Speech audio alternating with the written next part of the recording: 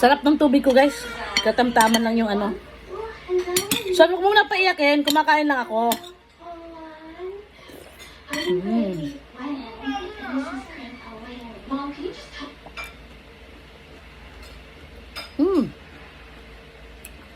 Ang dutong. Lizzie, please. Give her the phone. Check it out. Lizzie, the phone. Now. Tamang-tama ang pagka-half-cooks, guys. Parang sa hapchan, nalutong half-cook.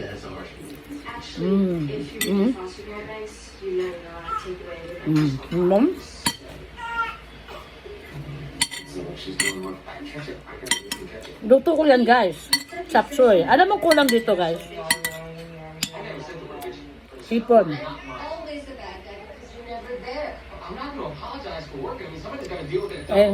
Dito kasi sa kanto, hindi ako nag-stock na marami kasi nga hindi kami dito nag-stay na matagal. Days lang. Kaya lang ako nag-stay dito dahil yung anak ko nga may duty sa Ate Paulo. Mas malapit dito.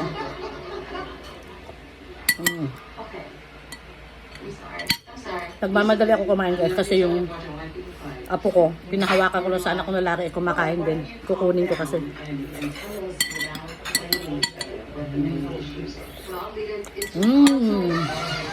Sarap. Iniinggit ko na naman kayo, guys.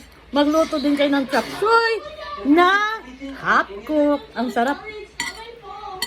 Ang sarap yung combination ng lasa ng sayote, carrots, at saka yung pecha baget saka repolyo. Ang tamis. Tamis ng gulay. Yung lasa ng gulay nag-blend together. Ang sarap. Luto din kayo.